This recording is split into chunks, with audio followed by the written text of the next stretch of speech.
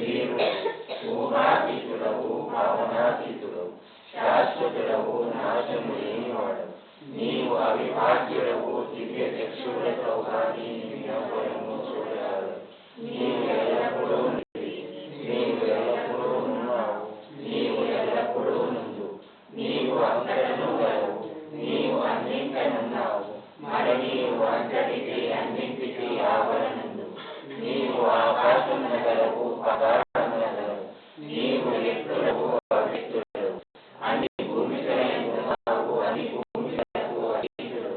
నీవు మూడు లోకాలలో ఉన్నావు, ముల్లోకాల కావలబడి ఉన్నావు.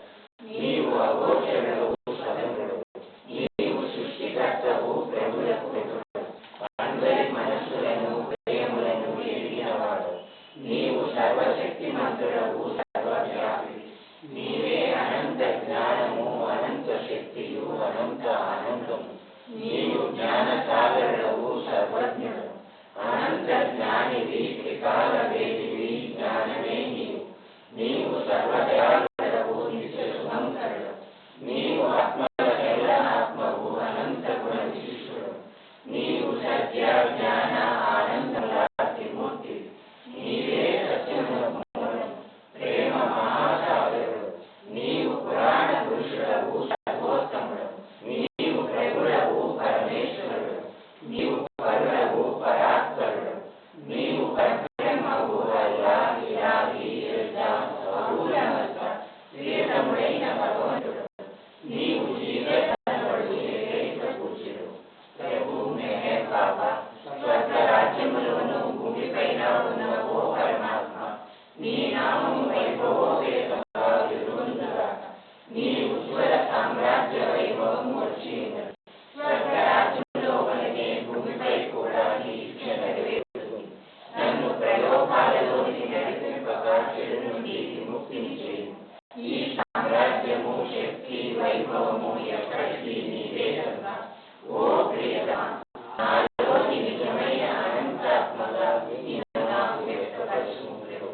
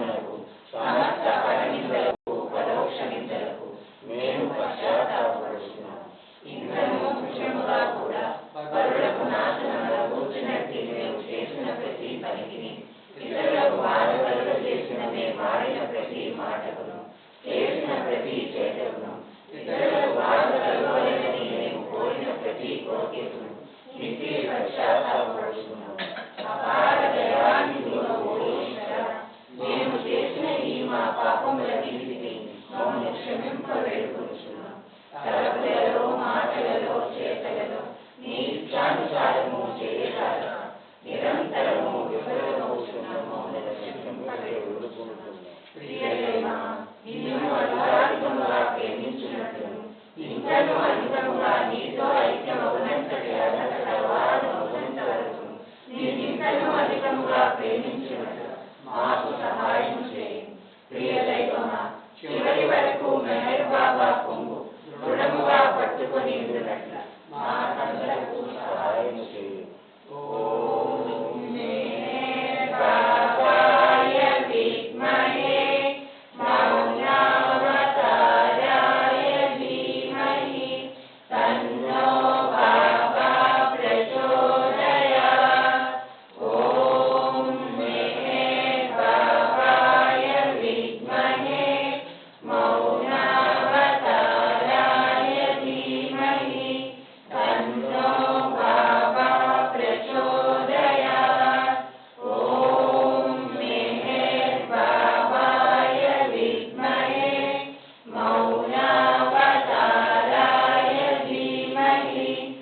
तन्नो बाबा प्रचोदयात्। ऐं गुरुदेवाय विद्महे प्राणतत्त्वे च धीमहि तन्नो गुरुः प्रचोदयात्। ऐं गुरुदेवाय विद्महे प्राणतत्त्वे च धीमहि तन्नो गुरुः प्रचोदयात्। ऐं गुरुदेवाय विद्महे प्राणतत्त्वे च धीमहि तन्नो गुरुः प्रचोदयात्। अवतार मेहर बाबा की जय। अवतार मेहर बाबा की जय। अवतार मेहर बाबा की जय। मातृश्री मेहर गायत्री देवी समेत सद्गुरु श्री मेहर चैतन्य जी महाराज की जय। मातृश्री मेहर गायत्री देवी समेत सद्गुरु श्री मेहर चैतन्य जी महाराज की जय। मातृश्री मेहर गायत्री देवी समेत सद्गुरु श्री मेहर चैतन्य जी महाराज की जय।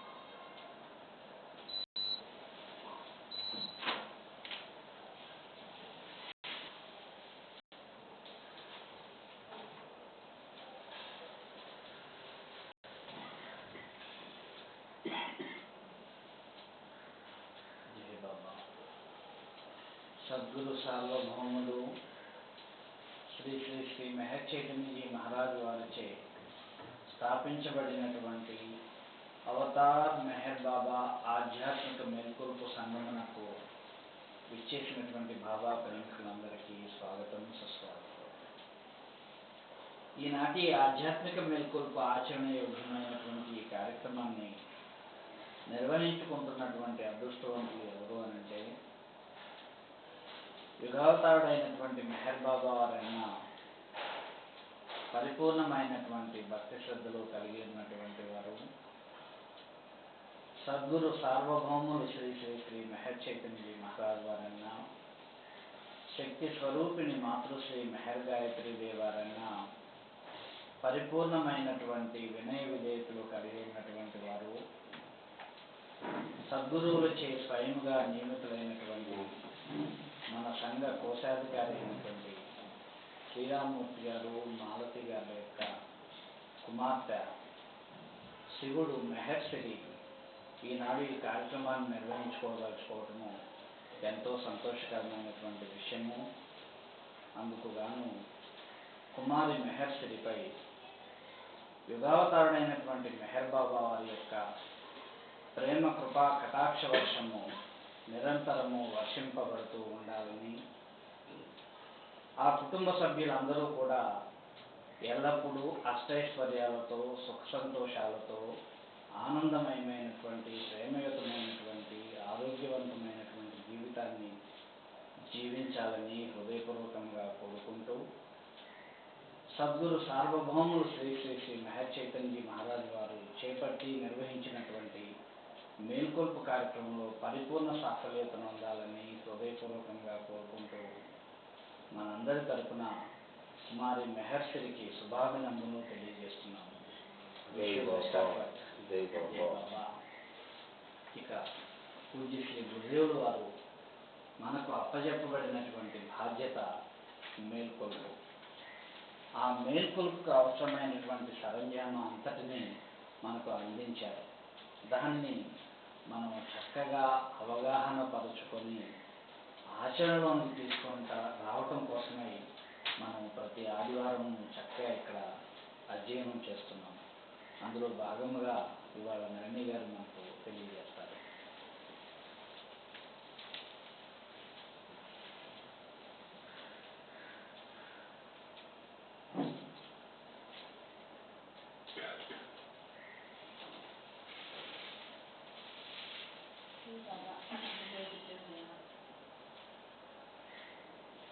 యథార్థ జ్ఞానం పొందడం అంటేనే ఆత్మానుభూతి అని చెప్పి తెలియజేస్తున్నాము.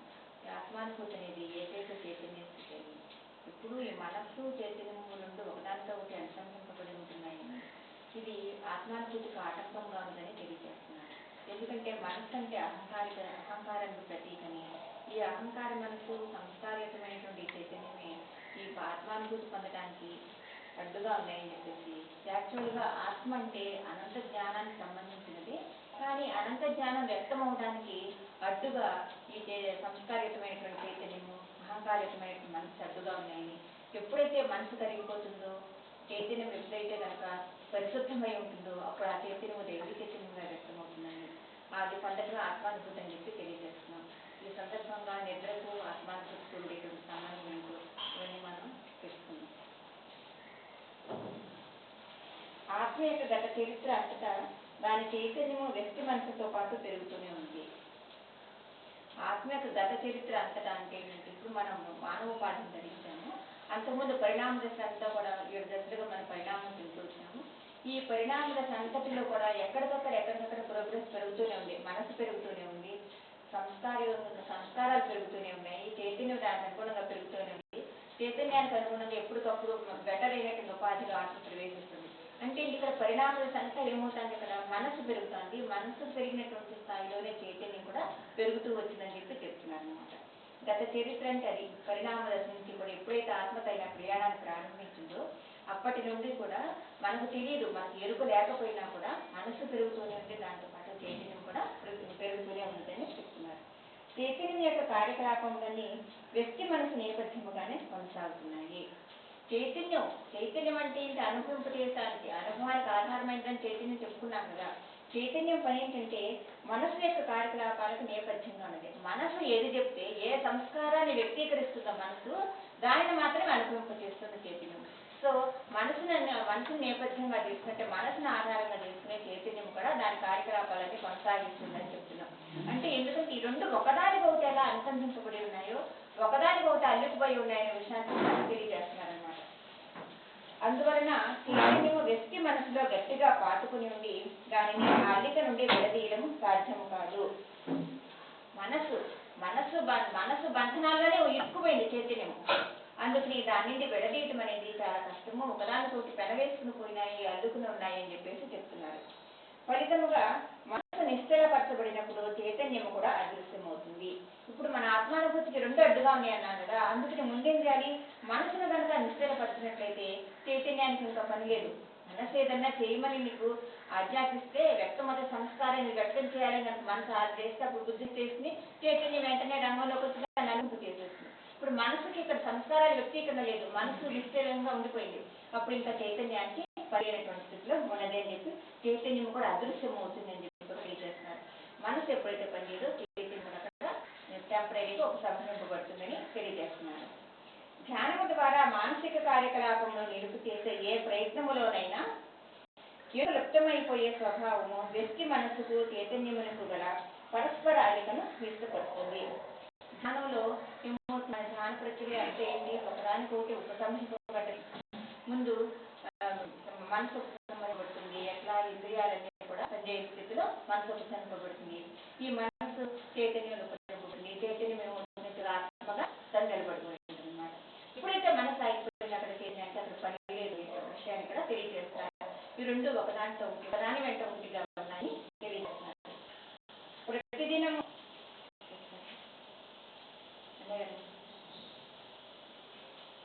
ప్రతిదినము అనుభవింపబడే నిద్రానుభవములకు ధ్యానములో అనుభవింపబడే చైతన్యం యొక్క నిద్రాణ స్థితికి వస్తుతः భేదము లేకపోయినా మూలములో మాత్రము కొంచెం భేదమున్నది.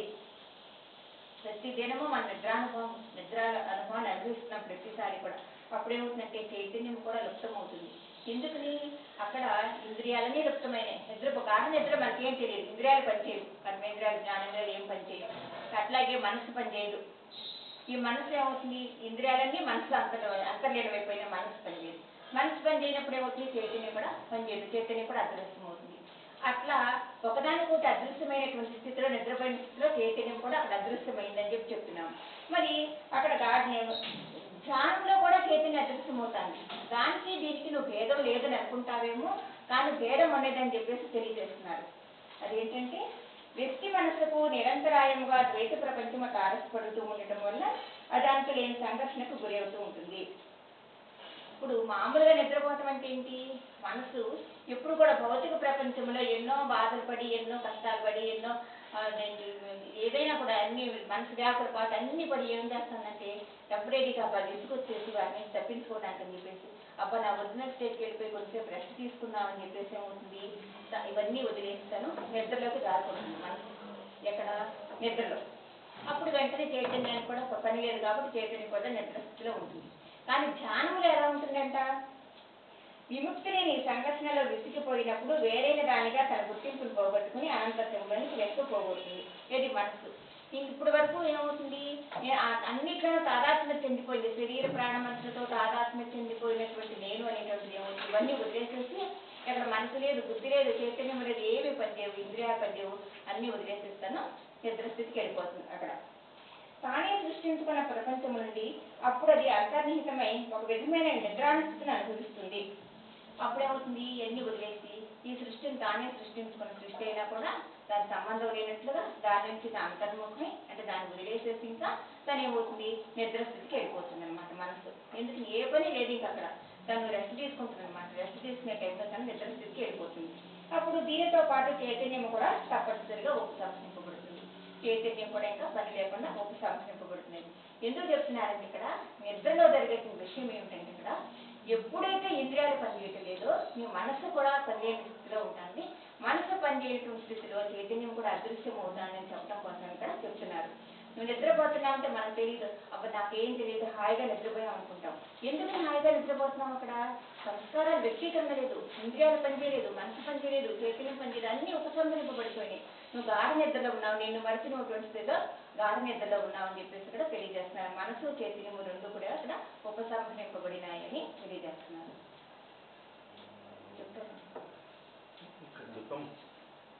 ఇక్కడ ఒక విషయం ఉందని అన్నిగా తెలియజేశారు. దైనందిన జీవితంలో ఈ కార్యకలాపాలన్నిటినీ కూడా విసుగు పుట్టి నా స్వస్థలమైనటువంటి గాఢ నిద్రకు వెళ్ళిపోదాము అని అనిపిస్తుందని తెలియజేశారు. అంటే ఏంటి? ఈ భౌతికపరమైనటువంటి విషయవాంఛలు అన్నీ కూడా ఎంతో ఇబ్బంది కలిగిస్తున్నవని, ఎంతో బాధను కలిగిస్తున్నవని, అందుకని ఇవన్నీ అక్కర్లేనివి అని ప్రతిరోజు కూడా తాను తెలుసుకుంటూ నా స్వస్థలమైనటువంటి గాఢ నిద్రలోకి వెళ్ళిపోతే హాయిగా నిద్రపోతాను కదా అని అనిపించి గాఢ నిద్రలోకి వెళ్ళిపోతాం. నిజానికి మేల్కొనడము అంటే అదే. నీవు ఎరుకలో ఉన్నప్పటికీ, అంటే దైనందిన కార్యక్రమంలో నీవు నిమగ్నుడు అయి ఉన్నప్పటికీ కూడా అక్కడ కూడా ఇవన్నీ అక్కర్లేనివి అని గుర్తించి ఎరుకతో ఆ గాఢ నిద్రలో ఏ స్థితిగా నీవు ఉన్నావో ఆ స్థితిగా ఇక్కడ నీ దైనందిన కార్యక్రమంలో నిరంతరము నీవు ఉండి జీవించాలి అనేది మెయిన్. అంటే అక్కడ ఏమవుతున్నవి? ఈ పంచ జ్ఞానేంద్రియాలు, కర్మేంద్రియాలు, మనస్సు, బుద్ధి, చిత్తము, అహము అన్నీ ఏమైంది? ఎక్కడికి పోలేదు, నీలోకే లుప్తమైపోయి ఉన్నవి. అవి వ్యక్తం కాకుండా లుప్తమైపోయి ఉన్నవి. కాబట్టి నీవు చక్కగా నీ స్వస్థలంలో చక్కగా ఆత్మగా నిద్రించి ఆనందంగా సుఖంగా అనుభవాన్ని పొందుతున్నావు. నీ వేకువలో కూడా దైనందిన జీవితాన్ని జీవించేటప్పుడు కూడా అప్పుడు ఈ జ్ఞానేంద్రియాలు ఉన్నవి, కర్మేంద్రియాలు ఉన్నవి, మనస్సు ఉంటుంది, బుద్ధి ఉంటుంది, చిత్తము ఉంటుంది, అహంకారము ఉంటుంది. అన్నీ ఉన్నప్పటికీ కూడా అవన్నీ కూడా గాఢ నిద్రలో ఎలాగ లుప్తమైపోయి ఉంటున్నావో అలాగే ఇక్కడ నీలోనే ఉన్నటువంటి అవన్నీ కూడా వ్యక్తము కానివ్వకుండా లుప్తమైపోయినటువంటి అనుభవాన్ని నీవు అనుభవిస్తూ ఆత్మగా నీవు చక్కగా దానినే వ్యక్తమయ్యేటటువంటి అవకాశాన్ని నువ్వు ఇస్తూ జీవించాలి. మరి ఎట్లా అప్పుడు ఆత్మగా నీవే వ్యక్తమయ్యేటటువంటి అవకాశం అంటే ఎవరికి? నీలోనే ఉన్నటువంటి ఆత్మకు పరమగా ఉన్నటువంటి పరమాత్మకు వ్యక్తం అవటానికి అవకాశాన్ని ఇవ్వటము అంటే ఆ పరమాత్మ ఈ ఆత్మ ద్వారా వ్యక్తమవుతూ జీవింపబడటము అనేది అవగాహన పరచుకోవాలని తెలియజేస్తున్నారు. ఇక్కడ గురుదేవుడు తెలియజేసిందమ్మా, ఈ ధ్యానంలో వచ్చేటువంటి ఈ స్వల్పానుభవానికి గాఢ నిద్రానుభవానికి తేడా మూలం డిఫరెన్స్ అంటున్నారు ఇక్కడ మెహర్ బాబా. గురుదేవుడు తెలియజేసేది ఏంటంటే గాఢ నిద్రలో అన్నీ లుప్తం అయిపోతాయి. లుప్తమైపోయే కనుక ఎరుక ఉండదు. ఎరుక లేనటువంటి స్థితి అది.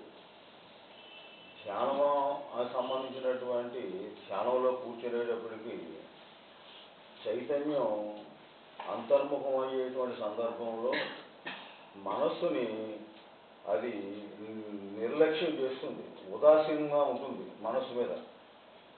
మనస్సు ఆగిపోవడం కాదు, మనస్సుని ఉదాసీనం చేస్తుంది. ఉదాసీనం చేసేటప్పటికి మనస్సు యొక్క లింక్ నుంచి చైతన్యం విడుదలవుతుంది. విడుదలయ్యేటప్పటికి మౌన సంబంధమైనటువంటి అనుభవంలో అది ధ్యానానుభవంలో పోతుంది. అది నెమ్మదిగా ఎస్టాబ్లిష్ చేసుకోవడం ద్వారా శరీర ఆవేశం పోతుంది అంటారు. ఇక్కడ ఎరుకు ఉంటుంది. దాని మనసుని నిర్లక్ష్యం చేస్తుంది. ఆలోచనాపూర్వకమైనటువంటి మనసుని నిర్లక్ష్యం చేస్తుంది. దాని మీద ఉండేటువంటి ఒక విధమైనటువంటి ఏమిటంటే ఉదాసీన భావన, దాంతో నిర్లక్ష్యం చేసేటప్పటికి దాని యొక్క రెస్పాన్స్ మా చైతన్యం ఉండదు. మౌన సంబంధమైన స్థితిలో నెమ్మదిగా ఎస్టాబ్లిష్ అయిపోతుంది. మనసు ఉంటుంది, డాక్టర్ చెప్పినట్టు మనసు ఉంటుంది, అన్నీ ఉంటాయి. కానీ ఏంటంటే అలర్న్ అయిపోతుంది. అది అట్లా అది మూలకం. ఇక్కడ ఎరుక లేదు, ధ్యానంలో ఎరుక ఉంటుంది, బట్ అన్లర్న్. ఇక్కడ ఎరుక లేనటువంటి గాఢ అంటే ఆల్మోస్ట్ డెత్.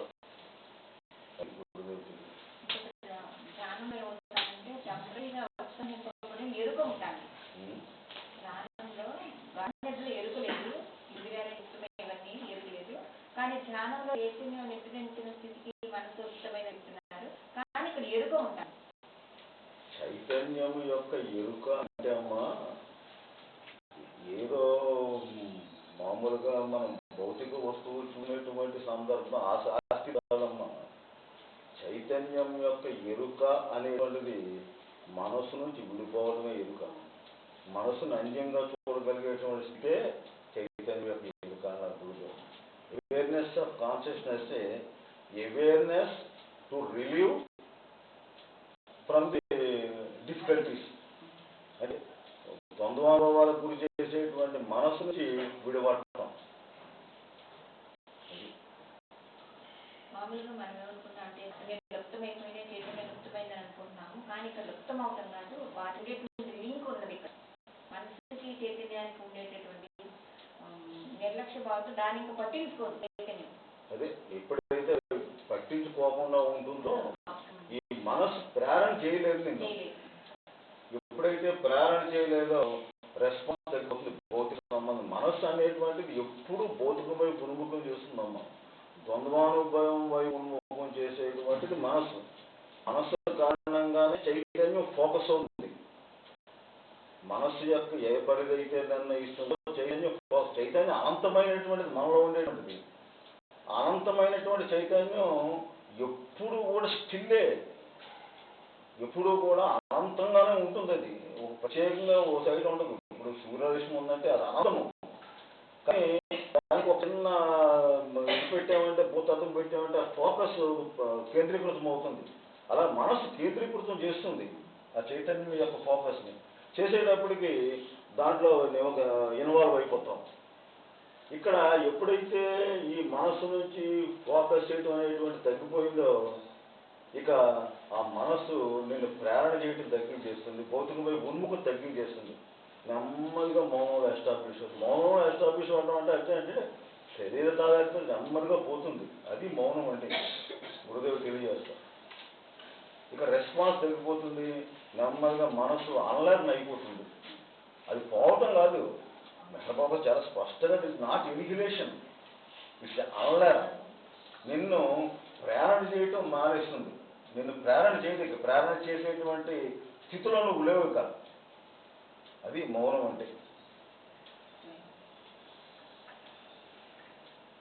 నిద్రలో మానసిక కార్యకలాపం యొక్క సారాంశం ఏమిటంటే చైతన్యం పూర్తిగా అణిగి ఉంటుంది. మామూలు నిద్రలో ఇప్పుడు చెప్పుకున్నాం కదా, ఒకటొకటి లుప్తమైపోయినాయని, అలా ఉపసంహరింపబడిన చైతన్యం కూడా పూర్తిగా. అయితే ఎరుకుతో కూడిన మానసిక వ్యాపారము కూడా ఈ నిలుపుదల కేవలము తాత్కాలికమే.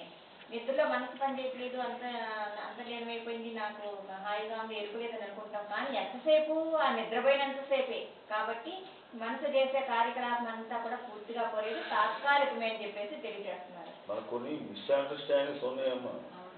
ఎరుకంటే మిస్అండర్స్టాండింగ్ ఉంది. ఎరుకంటే మనకు తెలియబడటము వస్తువు అనేటువంటిది అనిపిస్తుంటుంది. ఇప్పుడు ఈ పెన్ను ఉందనుకో, ఈ పెన్ను తెలియబడటము అనేటువంటిది ఒక మిస్అండర్స్టాండింగ్ ఉంది. ఈ ఇంటలెక్ట్ సంబంధమైనటువంటి స్థితి. గురుదేవుడు తెలియజేసే ఎరుక అంటే అది కాదు. ఎరుక అంటే నాలెడ్జ్. ఏమిటా నాలెడ్జ్? ఈ నథింగ్నెస్గా తెలియబడటం. నథింగ్నెస్గా తెలియబడటం అంటే ఏమిటి? అంతకు ముందు ఉండేటువంటి వస్తువు కానీ వ్యక్తి కానీ అతని వైపు ఆకర్షించేటువంటి ఆకర్షణాశక్తి పూర్తిగా లుప్తమైపోతుంది. అది ఎరుకంటే. పూర్వము ఒక వ్యక్తి తటస్థపడేటప్పటికి ఏవేవో ఫీలింగ్స్ వచ్చేస్తాయి ఎదురుకుండా. ఒక ఆకర్షణ అనేటువంటిది ద్వేషంగా కావచ్చు, మమకారంగా కావచ్చు. ఆకర్షణే. ద్వంద్వానుభవాలు ఏదైనా నిన్ను ప్రేరణ చేయొచ్చు.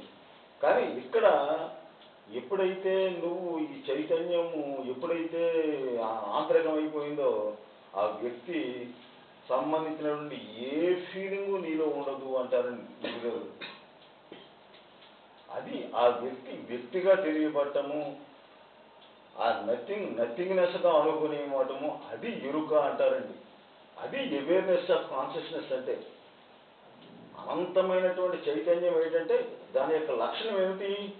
ఏ గుణములు లేనటువంటిది, అది నిర్వికారమైనటువంటిది.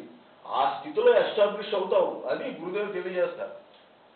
అంతే తప్పితే వస్తువు ఏదో చూసినట్టు తెలియటం కాదమ్మా. అది జాగ్రత్తగా గమనించాలి. మనం కొంచెం మిస్అండర్స్టాండ్ చేసుకుంటాం.